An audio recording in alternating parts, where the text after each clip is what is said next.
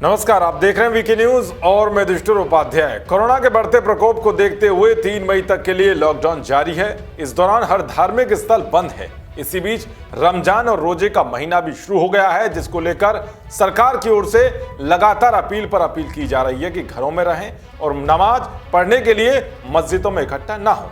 मगर इस पाक महीने में भी कुछ लोग नापाक हरकत करना नहीं छोड़ रहे हैं। कई जगह से ऐसी खबरें सामने आई हैं जहां पहले तो लोगों ने बाजारों में भीड़ लगाकर कोरोना संकट को और बढ़ाने का काम किया, तो वहीं कुछ जाहिल चुपके से मस्जिदों में भीड़ लगाकर नमाज अदा करने लगे। जब पुलिस इन्हें समझाने पहुंची तो उन पर ही हमला कर दिया।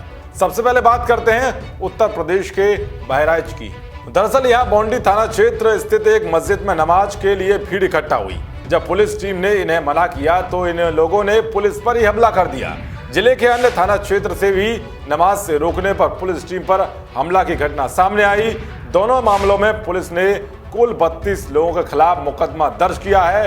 बौंडी में सिपाही पर जानलेवा हमला और लॉकडाउन का उल्लंघन करने पर 23 लोगों के खिलाफ मुकदमा दर्ज कर सभी आरोपियों को गिरफ्तार किया गया है। इसके अलावा खैरीघाट थाना क्षेत्र के तेलियनपुरवा में लॉकडाउन के दौरान शुक्रवार की दोपहर में मस्जिद में सामूहिक रूप से नमाज पढ़कर आ रहे नमाजियों से पुलिस पूछताछ करने लगी तो जाहिलों की भीड़ ने पुलिस पर डंडे से हमला करते हुए पथराव कर दिया, जिसके चलते 2 दरोगा सहित 6 पुलिसकर्मियों को चोटें आई हैं। हमलावर मौके से फरार हो गए। तो बौंडी के डेवा कला गांव में भी शुक्रवार को ग्रामीणों ने गांव की मस्जिद में नमाजियों की ओर से नमाज पढ़े जाने की सूचना दी।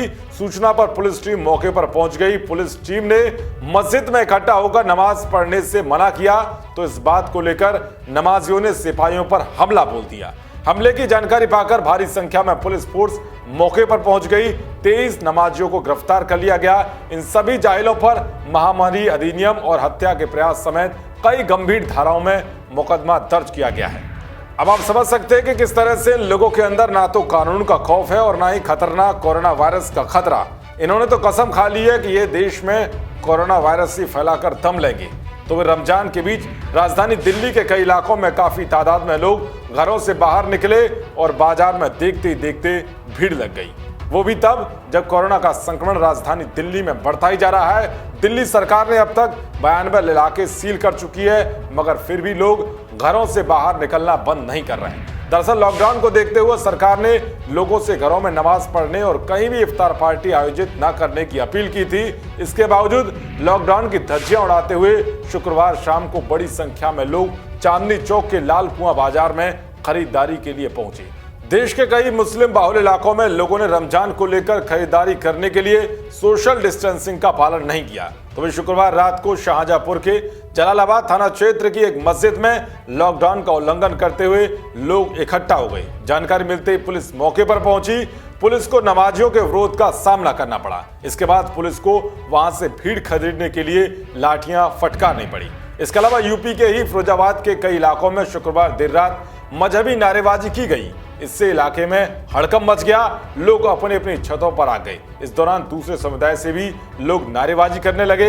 यहाँ तक कि ये लोग धार्मिक नारेबाजी करते हुए सड़कों पर जमा हो गए और देखते ही देखते जाटापुरी चौराहे पर एम्बुलेंस में तोड़फोड़ कर दी। एम्बुलेंस चालक आकाश यादव को अपनी जान बचाकर भागना पड़ा। इसके बाद सूचना पर पहुंची पुलिस को हालात पर काबू पाने के लिए लाठियां फटकारनी पड़ी। जानकारी के मुताबिक हाजीपुरा, 12 बीघा, लालपुर, 30 फुटा और रामगढ़ क्षेत्र में धार्मिक नारेबाजी की गई। तो वही झारखंड के गोड्डा में भी पुलिस पर हमला किया गया। यहाँ के रहवाड़िया गांव की मस्जिद में शुक्रवार को 40 से 50 लोग जुटे थे। पुलिस मौके पर पहुंची तो उस पर पथराव कर दिया गया। 3 पुलिसकर्मी जख्मी हो गए और कश्ती वाहन क्षतिग्रस्त हो गया, जिसके बाद 5 जाहिलों को गिरफ्तार कर लिया गया। तो इसी तरह की खबर कश्मीर से भी सामने आई, जहां दक्षिण कश्मीर के पुलवामा जिले के कासबयार द्रबगाम इलाके की एक मस्जिद में नमाज अदा करने के लिए बड़ी संख्या में जाहिलों की भीड़ इकट्ठा हो गई। इस बात की जानकारी जैसे ही पुलिस को हुई तो वो तत्काल मौके पर पहुंच गई और लोगों को समझाने की कोशिश की। इस पर नमाजियों ने पुलिस दल को वहां से भगाने के लिए उन पर पथराव करना शुरू कर दिया। इस पर काबू पाने के लिए पुलिस को आंसू गैस के गोले दागने पड़े। इसके बाद इलाके में तनाव पैदा हो गया।